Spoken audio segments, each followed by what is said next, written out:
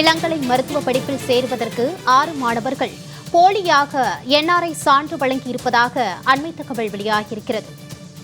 முதுகலை மருத்துவ சேர்க்கைக்கு 44 மாணவர்கள் போலி என்ஆர்ஐ சான்று அளித்திருப்பது ஆய்வில் உறுதி செய்யப்பட்டதாக அண்மை தகவல் வெளியாகியிருக்கிறது. கூடுதல் விவரங்களோடு செய்தியாளர் ஜெயலானி இணைகிறார். வணக்கம் ஜெயலானி, விவரங்களை வழங்கலாம்.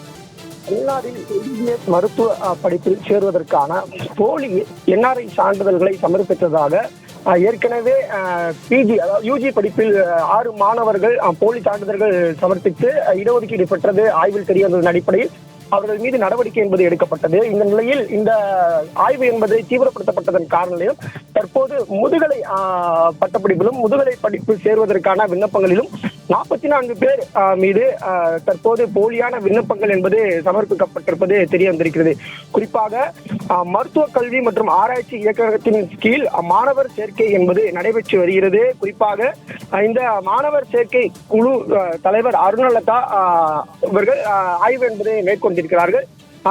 முதுகலை படிப்பிற்கான இந்த மாணவர் சேர்க்கை என்பது 4 கட்ட கலந்தாய்வு ஏற்கனவே முடிந்த நிலையில் அந்த ஸ்டே வேகன்சி, அதாவது ஏற்கனவே நிரப்பப்படாமல் காலியாக இருக்கக்கூடிய அந்த வேகன்சிகளுக்கான அந்த பணியிடங்கள் என்பது வைக்கப்பட்டிருந்தது. இந்த நிலையில் தற்போது 25 மற்றும் 28ஆம் தேதி வரை நடைபெற்ற இந்த ஒதுக்கீட்டில் அடுத்து வரக்கூடிய 29ஆம் தேதி வரையிலாக இந்த இறுதிக்கட்ட அந்த கலந்தாய்வு என்பது நடைபெற இருக்கிறது. அதற்கு பிறகாக டிசம்பர் 5ஆம் தேதி இந்த கட்ட கலந்தாய்வு நடைபெற்று மாணவர்கள் கல்லூரிக்கு செல்ல இருக்கிறார்கள். இந்த நிலையில் தற்போது இதில் முறைகேடு நடந்திருப்பது தெரிய வந்திருக்கிறது. குறிப்பாக ஏற்கனவே யூஜி மாணவர் இளங்கலை மாணவர் சேர்க்கையில் 6 பேர் என்ஆர்ஐ சான்றிதழ்கள் முறைகேடாக பயன்படுத்தியது அம்பலமாக இருக்கக்கூடிய சூழ்நிலையில் தற்போது இருக்கக்கூடிய விசாரணையில் 44 நபர்கள், அதாவது முதுகலை மருத்துவ படிப்பிற்கு சேர விரும்பிய 44 மாணவர்கள் தற்போது போலியான என்ஆர்ஐ சான்றிதழ்களை